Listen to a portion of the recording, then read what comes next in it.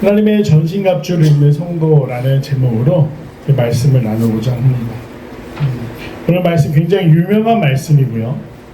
주일학교를 보낸 사람들은 그 칼, 투구, 방패 뭐 이런 거 스티커로 붙이기도 하고 그림으로 많이 보면서 우리가 알고는 있지만 깊이 그 의미를 사실 묵상해 본 적은 많이 없는, 그래서 설교는 굉장히 많이 있지만 내가 이 내용을 정말 내 것으로 체득하고 소화시켰는지 우리가 한번 돌아봐야 하는 말씀이기도 합니다.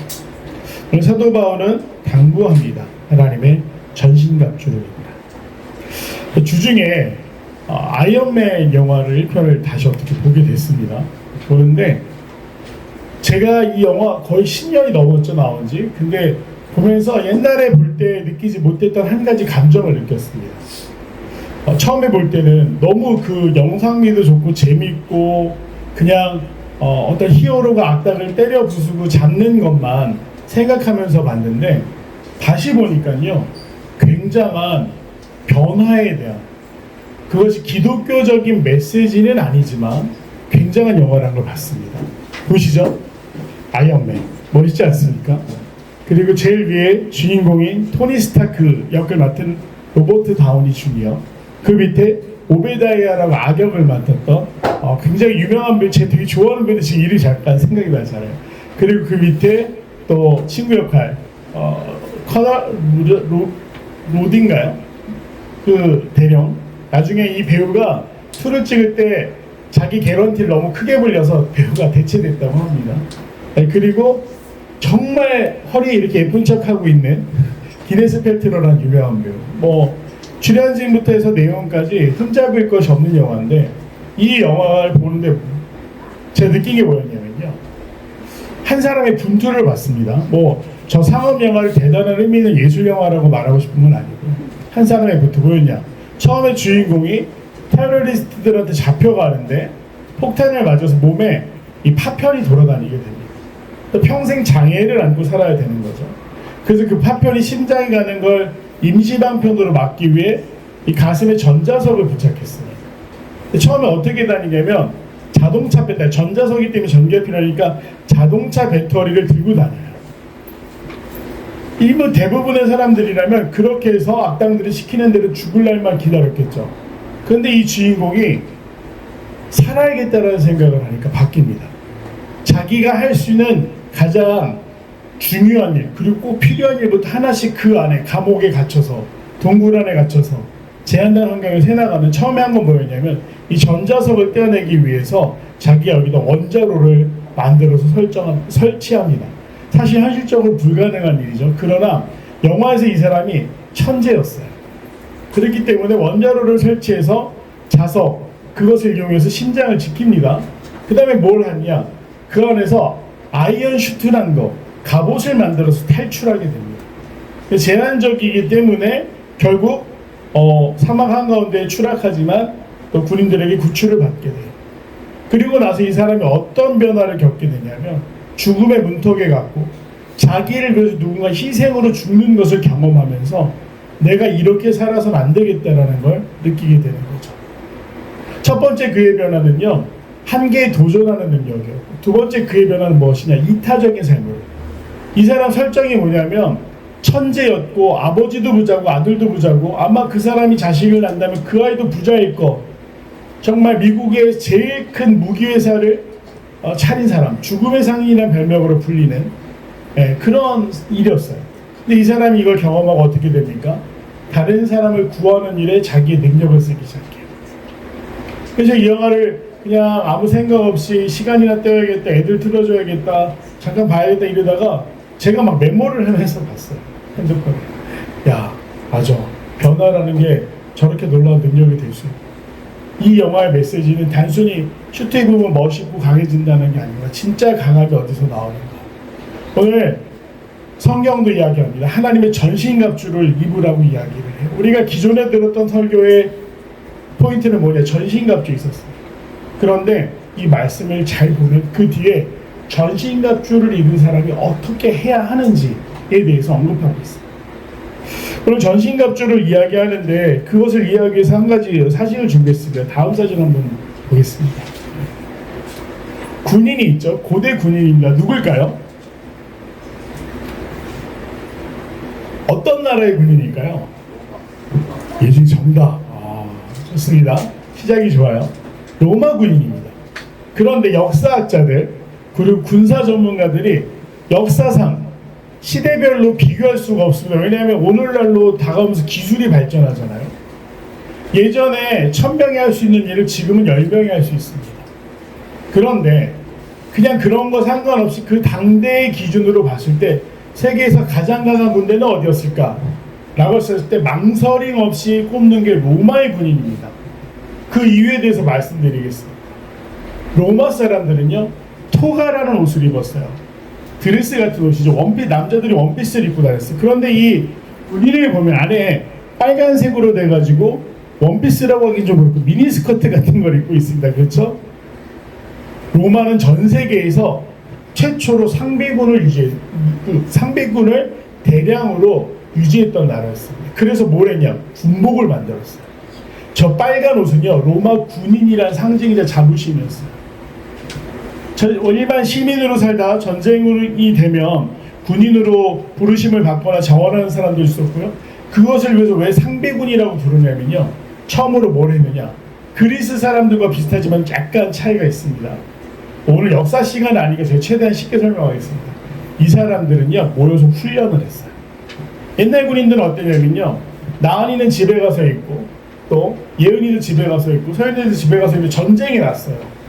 그럼 부르는 겁니다. 예은씨, 나은씨, 서연씨 나와서 군인이 되세요. 그럼 이 사람들은 평소에 집에서 아버지가 물려준 갑옷이나 칼창 같은 걸 가지고 나와서 군대로 왔어요. 근데 로마 군인은 달랐습니다. 갑옷도 통일했어요. 모든 장비를 통일해서 나눠주기 시작합니다. 여러분 그런 생각 안 해보셨어요? 왜 군인들은 같은 옷, 같은 장비, 같은 것들을 입을까? 그 사람이 빠져도 대체할 수 있게 하게. 그래서 이 사람들이 어떻게 하느냐? 다음 사진을 보겠습니다. 이걸 훈련했습니다. 단위가 있어요. 10명 단위, 100명 단위, 1000명 단위로 훈련했어요. 그래서 로마 군대에는요, 계급이 등장합니다. 10부장, 100부장, 1000부장이 등장했어요. 자, 이렇게 하면 이걸 어떻게 할까요? 여러분 이 앞에 가서 까볼 수 있겠어요? 없습니다. 잘못하면 큰일 나요. 로마 사람들은요, 철저하게 저 대형을 유지하는 걸 엄청난 시간을 들여서 훈련합니다. 10명이 모여서 10그룹이 모이면 몇 명이 되죠? 100명이 돼요. 그 100명이 또 10그룹으로 나누면 뭐가 됩니까? 1000명이 돼요. 저 사람들이 저렇게 지금 오늘날의 탱크처럼 저런 식으로 발을 맞춰서 여러분 다가온다고 생각해 보세요. 거기 대적할 군대가 없었습니다. 근데 처음부터 그랬던 건 아니에요. 로마도 그리스랑 비슷했습니다. 귀족들이 말 타고 싸우는 사람들 위주였고 보병은 거두는 역할이었어요. 귀족이 말 타고 막 뚫고 지나가면요, 그 뒤 쫓아가면서 쓰러진 사람들 칼로 찌르는 게 전술이라고 할 수 있는 전부였어요. 로마 군인들은 어느 날 산으로 쳐들어갔는데 말이 쉽게 달릴 수 있나요? 못하는 거예요. 죽도록 고생합니다. 그 다음에 깨달은 게 뭐였냐? 보병을 길러야겠다 라고 해서 저런 밀집대응이라고 합니다. 절대 상대방이 쉽게 칼이나 짱을 뚫을 수 없는 대역을 만들어 싸우기 시작합니다. 그래서 어떻게 됐죠? 연전연승이었어요.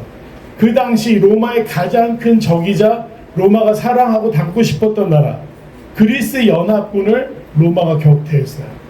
또 지중해 패권을 잡고 있었던 성전에도 등장하는 사이프러스 섬, 뭐 이런 지중해 섬, 키프로스 섬 이런 곳들을 한니발이라는 장군이라도 싸워서 이겼고요. 정말 그 세력을 알렉산더 대왕이 한 것처럼 전 세계로 이집트 쳐들어가고 북아프리카 점령하고 또 서아시아 점령하고 이런 식으로 해서 세력을 엄청나게 넓혔습니다. 그래서 로마 군대가 강했어요. 오늘 사도 바울은 이 로마 군대가 사용했던 장비들을 이야기합니다. 한번 또 보겠습니다. 네, 오늘 처음에 말씀에 등장하는 게 뭐냐면 진리의 허리띠예요. 그런데 말씀을 잘 읽어볼 게 뭐냐면 첫 번째 두 구절 죄송합니다. 14절과 15절 조금씩 나눠서 보겠습니다. 14절과 15절은 무엇이었느냐? 14절과 15절은 개인의 준비입니다. 먼저 허리띠를 동이라고 해요. 아까 토가라너도 있죠? 헐렁헐렁합니다. 그 제일 먼저 뭘 해야 되냐면 허리띠를 동여서 복장이 움직이도록 편하게 해야 돼요. 허리띠를 찾느냐 안 찾느냐 굉장히 다릅니다. 힘을 쓸 때도 유리하고요. 칼을 차거나 뭔가 허리에 매달 때도 유리하고 가장 기본이 되는 건 허리띠를 띠는 거였어요. 이렇게 생긴 거였습니다. 네. 그 다음에 무엇이냐면 자 넘겨주세요. 평안의 복음의 신이에요. 자 의회오신경이었나요? 죄송합니다. 네 죄송해요. 제가 틀렸어요. 의회오신경인데 이것은 무엇입니까? 자기를 보호하는 역할이죠. 허리띠 위에. 자 호신경을 먼저 붙이고 허리띠를 동이면 될까요? 안 될까요? 안 돼요. 이상해요. 이 안에 있는 호신경이 움직이면 허리띠가 풀려버리게 되잖아요. 그래서 허리띠를 먼저 하고 호신경을 합니다. 갑옷이에요, 갑옷. 근데 저것이 왜 중요했냐면 저건 자기를 지킬 수 있는 도구입니다. 자, 그 다음 마지막으로 개인의 준비 마지막으로 신발. 평안의 복음으로 준비한 신발을 신으라라고 이야기를 해요. 자, 그럼 개인이 뭐 할 준비가 된 겁니까? 전쟁터에 나갈 준비가 됐습니다. 오늘 설교가 자꾸 아동부 설교를 흘려가는 것 같은데 잘 좀 들어주시기 바랍니다. 자, 왜 이렇게 했냐면 개인의 준비. 먼저 진리의 허리띠는 무엇을 의미합니까? 진리는 여기서 복음과 성실함을 의미해요. 우리가 진리라고 하면 단순히 성경 말씀으로 생각할 수 있지만 엄연히 이 헬라어를 잘 분석하면요 성실함이에요. 우리가 진리의 허리띠를 띈다는 건 뭐냐? 말씀을 성실히 아는 사람들이 이 삶의 중심, 싸울 준비, 가장 기본이 되는 것. 전쟁에 나갈 때 내가 한 사람의 의사로서 준비되기 제일 중요한 게 뭐냐? 성실하게 말씀을 사모하는 일이다. 그렇게 해서 진리의 허리띠를 준비합니다. 그 다음에 의의 호신경. 의라는 건 무엇입니까? 결국 진리의 허리띠를 통해 나오는 삶의 방식이 의의 호신경. 우리가 정치인들이나 유명한 사람들도 가장 가슴 아픈 일이 유명한 목사님들이 실족하실 때가 있어요. 어떤 개인적인 비위나 교회 문제로 인해서 사회적으로 막 문제가 될 때가 있습니다. 여러분 어떠세요? 저는 가슴이 너무 아파요. 제 일처럼 낙심이 되고 막 우울해집니다. 의로움이라는 건 결코 틈을 줘서는 안 되는 거예요. 윤리적이다, 도덕적이다. 자기가 입으로는 열심히 떠드는데 뒤에서 딴짓하는 그런 정치인들, 지도자들 볼 때 여러분 어떤 생각하세요? 요새 10대들, 20대들을 관통하고 있는 한 가지 문화가 있습니다. 어른들도 들어보신 분이 계실 거예요. 밈이라는 문화입니다. 누군가의 말이나 표정, 행동이요 영원히 온라인상에서 박제가 돼서 돌아다니는 걸 의미해요. 근데 그 밈의 대상이 누가 되는지 아십니까? 정치 지도자, 연예인들, 영향력 있는 사람. 그래서 요새 세대들은 권위를 인정하지 않는다고 하죠. 의의 흠이 있다고 한다면, 갑옷의 틈이 있다고 한다면 어떻게 될까요? 이내 그 의의 호신경, 나를 지켜주는, 나의 가장 중요한 장기, 심장, 간, 폐를 지켜주는 이건 정말 속절없이 깨지거나 무너져 내리겠죠. 그래서 말씀을 성실하게 허리띠로 두름으로 윤리적인 삶을 살아내고, 또 마지막에 평안의 복음의 신, 이 전달력을 의미하는데 그냥 나 혼자 단단히 거북이처럼 한 곳에 머물러 있는 것이 아니라 신을 신음으로 우리에게 무엇이 주어지게 되죠? 멀리 갈 수 있습니다. 맨발로 걸어보셨습니까? 저도 한때 맨발로 걷는 거 막 해보고 싶어서 20살 때 간혹 교정을 맨발로 돌아다닌 적이 있었어요. 왜냐면 처음에 사람들이 이상하게 보다가 좀 지나면 그러려니 합니다. 그런데 이게 굉장히 위험하더라고요. 제가 왜 하느냐면 두 가지 때문에 못하게 됐는데요. 첫 번째는 맨발로 다니니까 발이 갈라지더라고요. 아세요? 건조해서 발이 갈라집니다. 또 하나는 제가 그렇게 돌아다니다가 누군가 떨어뜨린 무언가에 발이 깊이 찔렸어요. 너무 아프더라고요. 그런데 막 갈라지고 로션도 안 바르고 관리 안 하는 상태로 있다 보니까 덧나기 시작했어요. 그리고 병원에 갔는데 의사 선생님이 겁을 엄청 주셨습니다. 이러다 다리 잘라야 될지도 몰라요 라는 생각에 신발을 신고 다니기 다시 시작했습니다. 그냥 잠시 그 20살의 객기 같은 거였죠. 근데 좋은 신발을 신을 때, 편안한 신발을 신을 때 우리는 멀리 갈 수 있어요. 복음이라는 게 그렇습니다. 나 혼자로 끝나고 나 혼자 윤리적인 삶으로 돌을 닦고 산속으로 들어가고 혼자 무언가 깨달음을 얻고 그런 게 아니라 복음이라는 건 우리로 하여금 멀리 가게 하신다. 그래서 개인의 준비, 진리의 어리티, 성실함, 그리고 윤리적으로 아무 힘이 없는 의로움, 그리고 복음을 전하겠다라는 그 결연한 의지를 가지고 개인의 준비가 맞춰지면 그 다음에 등장하는 것이 무엇입니까? 믿음의 방패가 등장합니다. 아까 전에 설교 때 한번 이야기했던 스파르타의 군대도 마찬가지고 이 로마의 군대도 마찬가지고 창보다 중요한 게 방패였습니다. 왜죠? 이 방패가 병사들을 지킵니다. 로마 군대가 무서운 건요, 저 상태로 바로 이렇게 예준이 코앞까지 옵니다. 그럼 예준이가 칼을 들고 있어요. 저랑 싸우려고 그러잖아요. 이야 하는 순간 어떻게 되는 줄 아십니까? 방패가 갈라지면서 안에 있는 사람이 예준이를 데리고 그 방패를 데리고 들어갑니다. 그러면 로마 군인도 뒤에 나올 텐데요. 로마 군인들이 쓰는 칼은 긴 칼이 아니었어요. 70cm에서 1m가 안 넘어가고요. 1kg가 안 넘기는 글라우디스라는 단검을 썼습니다. 그렇게 해서 방패 진영으로 집어넣었죠. 그럼 어떻게 하냐? 거기는 10명, 100명의 사람들이 다 그 짧은 칼을 꺼내 이 사람을 찌릅니다. 무섭지 않나요? 공포영화 수준 아닙니까? 그래서 적들은요, 로마 군대가 다가오면 두려워했어요. 저 안으로 끌려 들어가면 죽는다. 그런데 그 두려움을 만들어내는 건 칼이 아니라 방패였다. 자, 그래서 믿음을 왜 방패라고 할까? 우리에게 얼마나 많은 공격들이 옵니까? 교회 다니면요, 늘 평안하고 행복한 게 아니에요. 교회 다녀도 어려움은 똑같이 산지합니다. 심지어 교회 안에서 어려움을 겪을 때도 있고 교회 밖에서 어려움을 겪을 때도 있어요. 믿음이 없이는 쉽게 흔들려요. 농담처럼 제가 자주 드리는 말씀이죠. 기분 나쁘면 천국도 안 간다. 기분이 모든 걸 결정해요. 아닙니다. 그래서는 안 돼요. 아까 진리의 어리티, 신실함, 성실함이 왜 기본이 된다고 그랬어요? 기분이 나빠도 해야 되는 건 해야 되는 거예요. 기분이 나쁘다고 공부를 안 하면 어떻게 될까요, 학생들? 기분만 나쁜 게 아니라 인생도 나빠집니다. 자, 뒤에 이제 어른들이 계시는데요. 네, 우리 건호 집사님 기분 나쁘다고 출근 안 하시면 어떻게 될까요? 네, 그 다음부터 쭉 안 나가도 되는 거죠. 네, 쭉 쉬셔도 되는 거예요. 자, 박사님 선생님 사업을 하십니다. 근데 기분 나쁘다고 상대가 기분 나쁘게 한다고 거래를 안 하시면 어떻게 되죠? 네, 난처한 일이 생기고 예준이가 학원을 못 가게 됩니다. 그런 일들이 생겨나요. 그래서 신실한 가운데 이 믿음의 방패가 되느냐, 그런 공격이 올 때, 자, 환난과 어려움을 경험해서 이겨낸 사람, 버텨낸 사람은 뭐가 생기냐? 체력이 생겨요. 믿음이 생깁니다. 믿음은 절로 생기지 않아요. 시련이 없어서는 믿음이 생길 수가 없어요. 훈련하지 않는데 어떻게 몸이 좋아집니까? 헬스장 꾸준히 다녀보세요. 잘생겨지고 멋있어집니다. 우리가 몰라서 안 하는 게 아니죠. 게을러서 못하는 겁니다. 믿음이라는 게 그래요. 어떤 시련을 통해서 견뎌냈을 때 단단한 방패와 같이 그 다음에 똑같은 시련이 와도 흔들린다 안 흔들린다? 흔들리지 않는다라는 거예요. 그래서 믿음의 방패가 중요합니다. 그 다음에 구원의 투구를 쓰라고 되어 있어요. 근데 구원의 투구가 재미있는 게 이 로마 군대의 투구를, 네, 감사합니다. 보시면 이 부분은요, 얼굴을 보호하는, 볼과 얼굴을 보호하는 부분이죠. 머리를 보호합니다. 근데 왜 깃털을 달았을까요, 위에? 빨간색 저 염색된 깃털을 왜 달았을까요? 멋있어 보이려고. 멋있어 보이려고.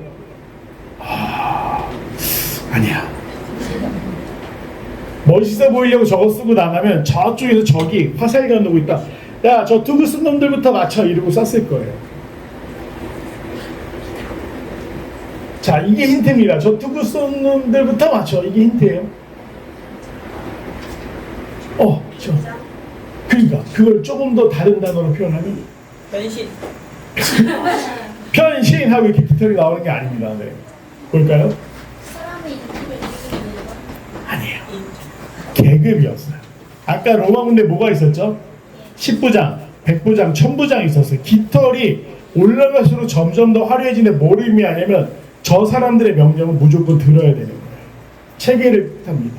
다르다라는 걸 뜻해요. 일반 병사들은 다 비슷한 투구를 쓰고 있었고요. 10부장, 100부장, 1000부장은 좀 더 화려한 투구를 썼어요. 그 이유는 무엇이냐? 이 사람들의 지휘관이라는 거예요. 다르다라는 거예요. 근데 왜 구원의 투구라고 표현했을까요? 구원받은 사람은 달라야 된다는 거예요. 구원을 받았어요. 교회를 다닙니다. 믿음도 있고 다 좋다 이거예요. 진리를 허리띠를 했습니다. 윤리적인 삶을 살아요. 삶도 틈이 없어요. 그리고 믿음도 좋습니다. 그런데 구원받은 사람이 다르지 않다고 합니다. 전쟁이 났어요. 지휘관이 돌격 앞으로 하면서 몸소 솔선수범을 해야 되는데 말만 하면 누가 그 사람의 명령을 따를까요? 달라야 돼요. 구원받았어요. 전도하고 싶으시잖아요? 그럼 어떻게 돼야 된다고 그랬죠 우리가? 말이 달라지고 행동이 달라지고 내 풍기는 삶의 분위기가 달라져야 되는 거죠. 똑같은데 어떻게 구원받은 사람입니까?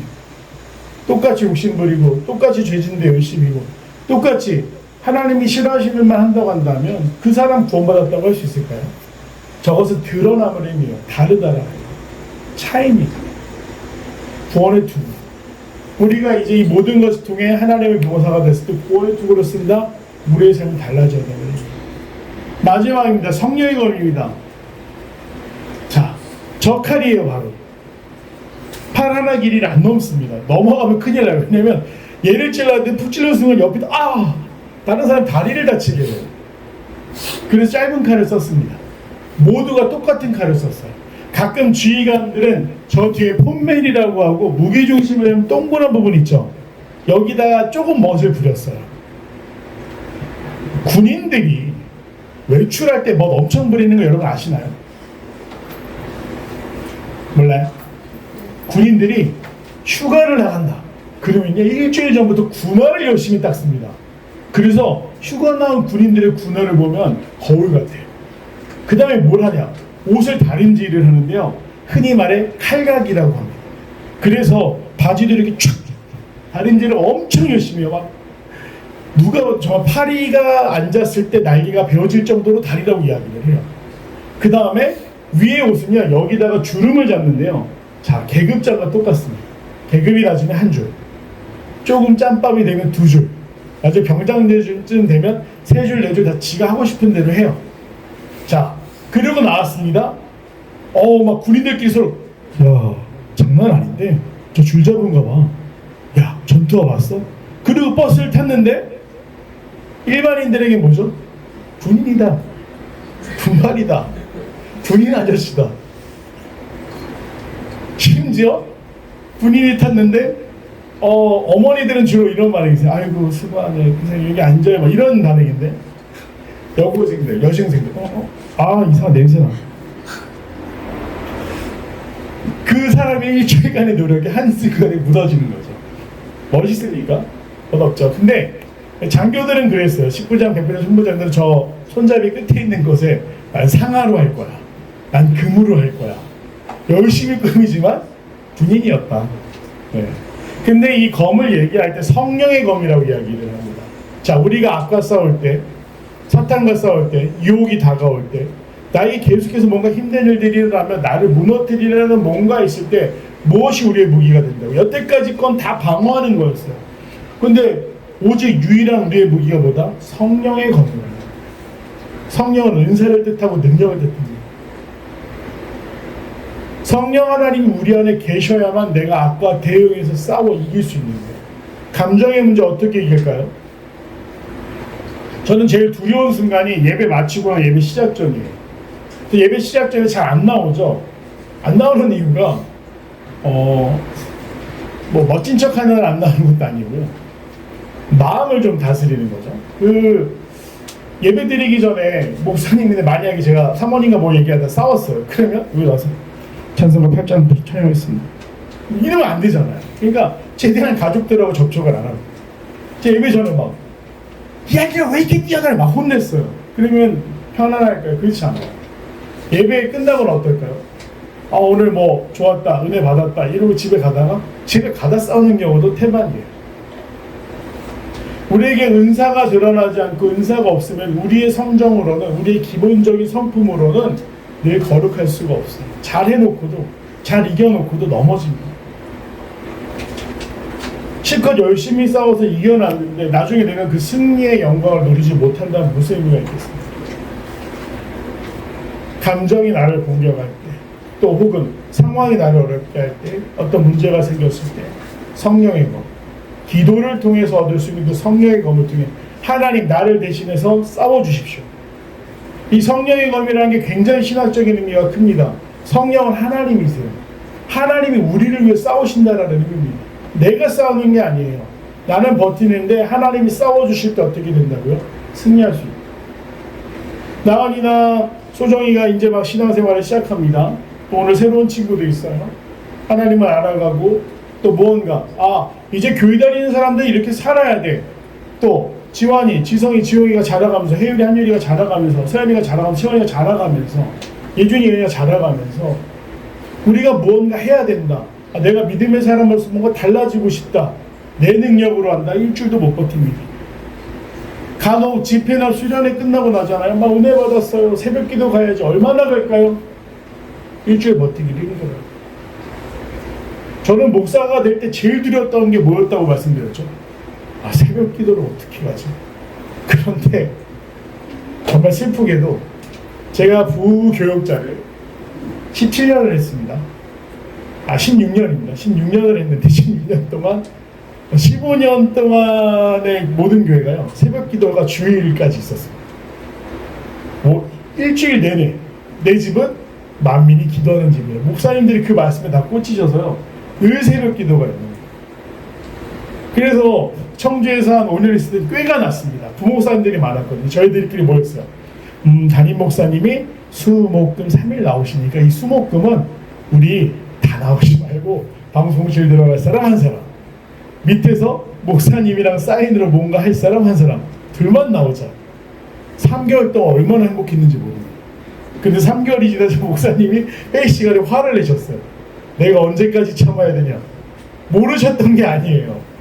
알고도 참는데 니들이 처음에 한동안은 피곤하니까 라고 이해해 주셨지만 나중에 되니까 꽤가 되네. 목회자는 그러면 안 돼. 엄청 혼났습니다. 주일 새벽부터. 주일날 얼마나 힘든지 아세요? 새벽 5시에 교회가 가는데 2시간 뒤에 또 와야 되는데 집이 먼 것도 아니에요. 바로 교회 코앞인데도 이게 목사인 저도 기쁨이 없더라고요. 뭐가 없으면 기쁨이 없다고요? 아까 말한 대로 은혜와 성령이 도우시는 그 능력을 내가 경험하지 못하면 그 자리는 기도하는 자리가 아니라 의무감으로 채워야 되는 자리고 직장인인 거죠. 그래서 하나님이 우리를 위해 싸우신다라는 가장 상징적인 게 무엇이다? 성령의 검이라는 걸 기억하시면서 내가 하는 것이 아니라 하나님께 맡겨드리는 것이다. 네, 꽤 길었죠. 네, 거의 다 끝났습니다. 그렇게 해서 오늘 하나님의 전신갑주에 대해서 이야기를 하는데 여기까지는 뭐라고 이야기할 수 있냐면 전술입니다. 개인이 싸우는 영역. 근데 군대가 승리하려면 전술이 중요한 게 아니라 그 뒤에 나온 전략이 중요합니다. 오늘 18절의 말씀이 가장 핵심이 되는 구절인데 우리 한번 18절만 같이 읽어보도록 하겠습니다. 모든 기도와 간구를 하되 항상 성령 안에서 기도하고 이를 위하여 깨어 구하기를 항상 힘쓰며 여러 성도를 위하여 구하라. 아멘. 오늘 전략, 우리가 어떻게 싸울 것인가에 대해서 진리의 어리띠, 의의 오심경, 평안의 복음이 매는 신, 믿음의 방패, 구원의 투구, 성령의 검을 가졌습니다. 그럼 우리가 어떻게 싸워야 됩니까? 모든 기도와 간구를 하되 항상 성령 안에서 기도하고 이를 위하여 깨어 구하기를 항상 힘쓰며 여러 성도를 위하여 구하라. 여기서 반복되는 것들이 있습니다. 항상이란 단어랑 구한다는. 결국에 승리의 이 기술, 전략은 무엇이냐, 승리를 할 수 있는 방법은 무엇이냐, 뭐 대단한, 천재적인, 또한 능력이 뛰어난 게 아니에요. 기도를 하되 항상 기도해라. 어떻게? 성령 안에서.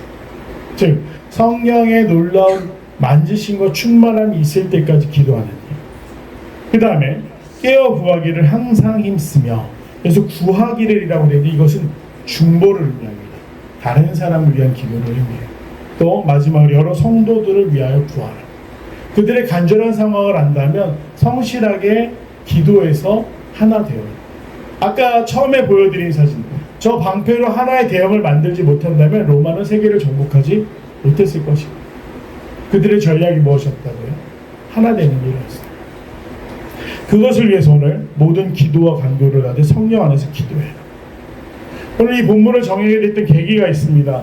창세기 32장을 보면 야곱이라는 사람이 등장하는데, 이 사람이 형을 속였어요. 아버지를 속입니다. 그 속임수의 대가로 20년을 죽도록 고생합니다. 그리고 부자가 돼서 고향으로 돌아가는데, 문제는 그 20년 동안 자기에게 속임당하고 아버지에게 버림받았던 형이 너무 싸움을 잘했어요. 자기를 죽일까봐 두려워합니다. 그 형을 만나러 가는데 90이 다 된 노인이 돼서 형을 두려워하면서 가는데, 야곱이 야복강가라는 곳에서 누군가 씨름을 했어요. 근데 묵상하다가 여러 가지 주석들을 보는데, 이 씨름은 기도라는 것 때문에 제가 얼마나 큰 은혜를 받았는지 몰라요. 야곱은요, 겨루기, 이종격투, UFC 한 게 아니에요. 상대방 넘어뜨리려 오는 게 아니라요, 그가 떠나지 못하도록 그의 옷자락을 붙들고 이리저리 흔들면서 제발 좀 나를 구해주세요. 제발 좀, 내가 두려워 죽게 됐습니다. 야곱은 그가 하나님의 사자라는 걸 본능적으로 깨달아서 나를 축복하시기 전에는 못 갑니다라고 매달려요. 밤새서 씨름했다라는 게 그거예요. 밤새서 기도했다, 매달렸다. 겟세마네에서 예수님이 하신 기도, 밤을 새서 기도하는 거예요. 만약 지금은 그냥 부모님이 도우시는 대로 잘 살고 있는 우리 학생들도 마찬가지입니다. 여러분이 뭔가 결정하고 판단하고 직면해야 되는 시기가 와요. 그것을 우리가 어른이 된다고 이야기해요. 그때 무엇이 여러분의 무기가 될 수 있습니까? 예은아, 그날 뭐가 너의 무기가 될까? 오늘 야곱처럼 매달려 기도하는 거예요. 성령 안에서 간구하는 거예요. 그래서 하나님께서 나의 검이 되어 싸워주시는 거예요. 그것이 능력이라는 거예요. 우리 어른이 된 우리들도 마찬가지입니다. 우리가 직면하고 있는 문제들이 얼마나 많습니까? 어른이 되면 행복할 줄 아셨잖아요. 저도 어렸을 때 너무나 어른이 되고 싶었어요. 어른이 되면 콜라도 마음대로 먹을 수 있어요. 마음대로 먹었더니 몸이 안 좋아지더라고요. 어른이 되면 내가 하고 싶은 것만 할 수 있어요. 근데 아니었어요. 어른이 되니까요, 내가 하고 싶은 거 더 못해요. 우리도 동일합니다. 계속 씨름해야 되는 상황들이 다가오실 거예요. 하나님의 전신갑주를 입으셨습니다. 어떻게 해야 됩니까? 우리는 이제 밀집되면 안 돼요. 서로를 위해 기도하는 일, 중보하는 일에 애써야 합니다. 꼭 저 뒤에 어떤 기도 시간표 만들어 기도의 온도를 올립시다. 카카오톡방에 나는 오늘 누구를 위해 기도합니다. 여러 가지 어떤 형식적인 방법적인 것들이 있겠지만 그게 중요한 게 아니라 먼저 무엇이 중요합니까? 우리가 기도해야 된다는 걸 깨닫는 거죠. 그래서 전신갑주를 입고 하나가 되어 기도하는 거예요. 그것을 오늘 더 필그림 교회가 이루어가고 세워갈 수 있는, 그래서 강력한 하나님의 능력을 경험하고 펼쳐나갈 수 있는 그런 하나님의 강한 군사들이 되기를 간절히 소망하고 축복합니다. 기도하겠습니다. 사랑하는 아버지 하나님, 하나님의 부르심 앞에서 우리가 목적 없이 뜻 없이 그냥 짧은 감동으로 살아가는 것이 아니라 하나님의 강한 군사가 되기를 원하오니, 주님, 진리의 허리띠 위에, 의의 호신경 위에, 평안의 복음의 신 위에, 믿음의 방패 위에, 의의 투구 위에, 구원의 투구 위에, 성령의 건가운데 함께 기도하며 성도를 서로 간구하며 하나 되어 하나님의 능력을 경험하고 이루어가고 또 이 땅 가운데 하나님의 나라를 확장시켜 나갈 수 있는 귀한 믿음의 군대가 되는 더 그런 필그림 교회 되게 하여 주시옵소서. 감사드리며 사랑하는 예수님의 이름으로 간절히 기도드립니다. 네. 이제는 우리를 이끄시며 우리에게 구원의 길을 열어주신 예수 그리스도의 놀라운 은혜와 우리를 사랑하셔서 하나님의 강한 군사로 부르시는 아버지 하나님의 크신 사랑과 오늘 우리의 검이 되시사 우리를 위해 싸우시고 분투하시고 능력 주시는 성령님의 내주 역사하시니 주님 앞에 나와 하나님의 전신갑주를 입고 빛과 소금으로 살아가기로 또 하나로 살아가기로 결단하며 주님 앞에 고백하는 귀한 성도들의 삶 가운데 영원토록 함께 하시기를 축원하옵나이다. 아멘.